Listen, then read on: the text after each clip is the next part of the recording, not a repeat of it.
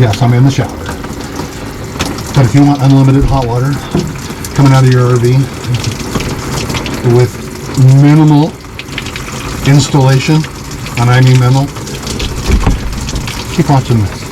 If you want to be able to get in your shower and soak your hair up, what hair I have left, I soak up, and stay and have a nice, very hot shower with no issues whatsoever after a long day of hiking, then you need to stay tuned to my next video. So hit the like and subscribe if you want to continue this. Only if you want hot water continually while you're outdoors. Then keep watching. Hey, thanks for hanging in there with me after that little incident in there. You must still be a little interested. I am fully clothed this time though. So I want to talk a little bit about this Camplux water heater that I purchased, and how it has did very well in my opinion. My thoughts were that I did not want to modify my camper at all. I wanted to be able to connect it into the camper through a way that I didn't modify, cut any holes, drill anything. So I started researching using this low point drain down here, and at first didn't really know if it would work or not. It does work, by the way. But you have to do some little tweaks for my camper. Maybe not for what you're using, but for my camper, I need to either run full on hot water or full on cold water in order to keep the water running hot the entire time. So I set the temperature down here to my desired temperature, whatever yours may be, set it to there. I run my water full on and I adjust my temperature from there. It fluctuates throughout the year. The winter months were a little, you had to set it a little bit warmer because my water supply line that was coming from my heated water hose that ran to my water supply, it was a little colder. So wintertime or summertime now, and I've actually had to turn it down. So I'm running about 105, 108 degree temperature water right now. And we just adjust it a little bit at a time to get the desired temperature out of the shower, which is mostly the shower is where you run into the issue with. So I'm either full on hot or full on cold for the shower to run. And like I say, I've hooked it right into the low point drain.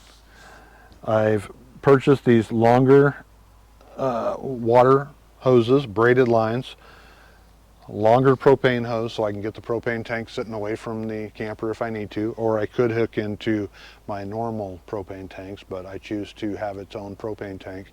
This propane tank here ran for about 5 months before we had to change it out. And let me go ahead while we're talking about this. I'm gonna go ahead and turn this on, and you can see that it does not. It's not loud. I'm standing right by it. Yeah, it's not loud at all. I'm running right now. It's got 95, 96. It's warming up right now, so I already got 96 degree temperature water coming out of there right at this moment. It will go up a little bit more than that, but sits on this stand. The heat that comes off of here, this is hot. This gets very hot.